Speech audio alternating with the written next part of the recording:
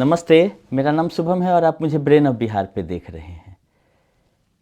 खबर की शुरुआत इससे करेंगे कि बेल रिजेक्ट हो गया है अनिल अब्राहम का, और ओपी श्रीवास्तव जी का जो है बेल में टाइम ले लिया गया था कि हमको रिप्लाई फाइल करने दीजिए। 3 तारीख को सुनवाई होगा, 3 जनवरी को। इसका मतलब ये हुआ कि आपका मैरी क्रिसमस और नया साल ये दोनों आदमी का वहीं बीतने वाला है। ये पहली बार ऐसा होगा जब ओपी श्रीवास्तव बाहर नहीं रहेंगे, अंदर ही इनका नया साल मनेगा। और जो ऑर्डर का कॉपी अपलोड हुआ है वो 6 पेज का है। आज थोड़ा विस्तृत भी जानकारी उसमें दिया हुआ है, उस पर भी हम लोग चर्चा करेंगे। क्योंकि अनिल अब्राहम का बेल जो है उस पर सुनवाई हुआ है, दोनों तरफ से अपना अपना पक्ष रखा गया है, बेल लेने के लिए और बेल रोकने के लिए। और एक अभयदेव शुक्ला जी का भी इसमें आदेश में आया है कि उनके तरफ से कुछ डॉक्यूमेंट डिमांड किया गया है, जिस कि ईडी उनको कुछ डॉक्यूमेंट दे। मतलब केस में वो भी इंटरवेन किए हुए हैं, उनका नाम भी है। जैसे विश्व भारती के तरफ से कुशवाहा जी का भी वहाँ पे अपीयरेंस है, उस तरह से अभयदेव शुक्ला जी का भी इस ऑर्डर में आया है। तो 6 पेज का ऑर्डर है, लेकिन कुछ समरी हम लोग इसमें डिस्कस करेंगे। ऑर्डर का तो कॉपी हमारे पास आ गया था, शाम से ही लोग मैसेज कर रहे हैं, बहुत लोग बता भी दिए होंगे कि क्या क्या हुआ। लेकिन 4-5 पॉइंट है इसमें जो कि आप लोगों को जानना चाहिए और अच्छे तरीके से। ओपी श्रीवास्तव के बेल पे कोई इसमें अपडेट नहीं आया है। ये बोल दिया गया है कि हमको रिप्लाई फाइल करने का समय चाहिए, तो कोर्ट ने उसको अलाउ कर दिया और 3 तारीख डेट रखा है। लेकिन 3 तारीख तक इनको अंदर ही रहना पड़ेगा। उस दिन अब बेल होता है या रिजेक्ट होता है, या सहारा की तरफ से कोई चालाकी की गई होगी कि हो सकता है कि पहले से पता हो कि अनिल अब्राहम का बेल रिजेक्ट होगा, उससे पहले ही उनका बेल आज रोक दिया जाए। नहीं तो एक ही ओवर में 2 विकेट गिर सकता है। दोनों बेल एक ही दिन रिजेक्ट कराना ठीक नहीं रहेगा। तो अनिल अब्राहम की सुनवाई में अपना अपना पक्ष, दोनों पक्ष रखा है, ईडी ने भी रखा है। लेकिन इनके तरफ से बोला गया है कि एक एम्प्लॉय थे कंपनी के और इनका उतना गलती नहीं है। लेकिन ईडी ने कहा था कि एम्प्लॉय तक ही नहीं थे, जितना कैश का हेरा फेरी हुआ है उसमें इनकी अहम भूमिका है। CCM क्राइसिस मैनेजमेंट टीम बना हुआ था, जो कि सुब्रत राय या उसके बाद से सीमांतो राय जिसको हेड करते थे, उन लोगों तक पैसा पहुंचाना इन लोगों का काम था। और इस ऑर्डर में सहारा सेवी केस का भी जिक्र है, वो भी हम लोग जानेंगे कि सहारा सेवी का जिक्र क्यों करना पड़ा। इसमें ये भी बोला गया है कि ये जो अनिल अब्राहम है, इनको वेल नोन था, सब कुछ ये जान रहे थे कि जो प्रॉपर्टी बिकेगी सहारा की, वो सुप्रीम कोर्ट के आदेश के हिसाब से सहारा सेवी में पैसा जमा होना है, अनजाने में कहीं कुछ नहीं हुआ है। बावजूद उसके इन्होंने ये क्राइम किया है। ऐसा नहीं कि अनजान है, अवेयर थे। तो सुप्रीम कोर्ट के आदेश से ये सब कुछ जान के कि सहारा सेवी में जो भी पैसा आएगा संपत्ति बेच के वो जमा होना है। ये हम लोग चिल्ला चिल्ला के बार बार ही कहते हैं कि देखिए, सहारा के तरफ से क्राइम, फ्रॉड, जो स्कैम जो भी बोल लीजिए, कब शुरू हुआ, कब उसको हम लोग क्राइम बोलने लगे, फ्रॉड बोलने लगे, स्कैम बोलने लगे। रियल एस्टेट और हाउसिंग का अगर वेब CD जारी हुआ था, उसका रिफंड नहीं किया तो वो क्राइम हो गया? नहीं, क्राइम नहीं था, वो इलीगल था, गैर कानूनी था, कानून को का पालन नहीं हुआ था और वेब CD जारी हुआ। लेकिन वो फ्रॉड स्कैम नहीं था। सुप्रीम कोर्ट ने भी ये नहीं बोला है कि वो स्कैम था, बोला कि आपने गैर कानूनी तरीके से वेब CD जारी किया था, उसमें उसको पेनल्टी लगाया, 12% की जगह 15% बोला कि ब्याज के साथ आप लोग भुगतान कर दीजिए, कोई दिक्कत नहीं है। लेकिन उसके बाद क्राइम हुआ कब? जब supreme court contempt of court में इनके संपत्तियों को बेचने से इनको मना कर दिया और बोला कि जो भी संपत्ति बिकेगी, जब तक कि 25,000 करोड़ रुपया का पूरा नहीं हो जाता है प्रिंसिपल रिपेमेंट, सहारा सेवी में जमा नहीं हो जाता है, आप 1 रुपया सिवाय टैक्स और जो भी रजिस्ट्री का रहता है वो छोड़ के टोटल पैसा सहारा सेवी में जाना चाहिए। लेकिन इन्होंने उसके बाद शुरू कर दिया फ्रॉडगिरी, स्कैम, क्राइम, जिसके तहत ये सब मनी लॉन्ड्रिंग का केस इन पर होते जा रहा है और ये लोग बारी बारी से एक एक करके अंदर जा रहे हैं। यही कहानी है।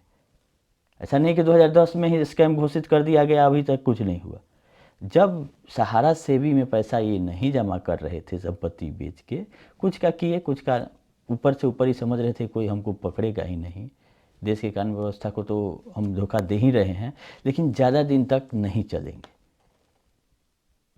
इनको ये भ्रम था कि हम पकड़े नहीं जाएंगे, लेकिन पकड़े गए हैं। तो अनिल इब्राहिम का जो बेल में सुनवाई हुआ है वो इसी बात पर हुआ है कि ये डाइवर्ट किए थे पैसा जो सहारा सेवी में जाना चाहिए, वो नहीं गया, कैश बहुत पोर्शन में लिया गया और सुब्रत राय सीमांतो राय तक पहुंचाने में इनका बड़ा हाथ है।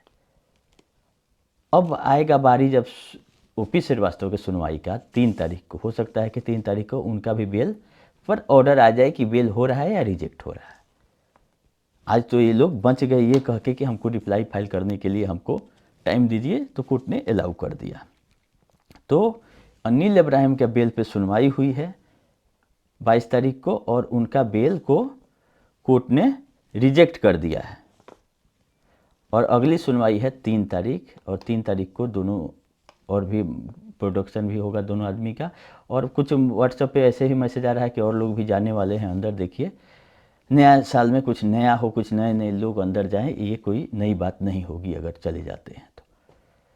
लेकिन अगर अनिल इब्राहिम के मामले में इतना कड़ा रुख है कोर्ट का, तो ओपी श्रीवास्तव का बारी आ रहा है और सीमांतो राय का क्या होगा, ये भी सोचने की ज़रूरत है।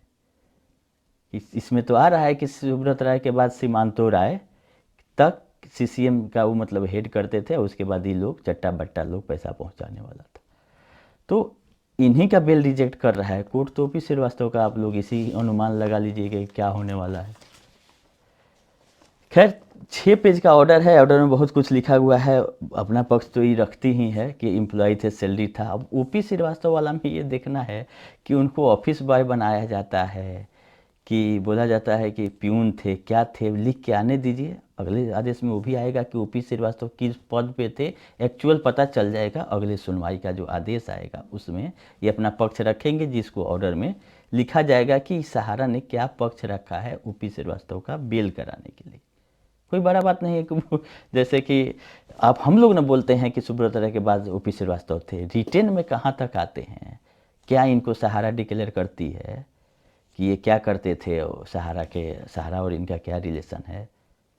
हम लोग चाहे सारे एजेंट लोग जानते थे कि सेकंड फोर्थ पोजीशन पे थे, लेकिन जब पैसा देने की बारी आ रही है तो ये क्या लिख के सबमिट करते हैं ईडी के पास अपने आप को बचने के लिए, देखना बाकी है। लेकिन ऐसा नहीं है कि ईडी से कोई चीज़ बचा हुआ है, एक एक आदमी के बारे में हर एक चीज़ ईडी के पास पहुंचा हुआ है।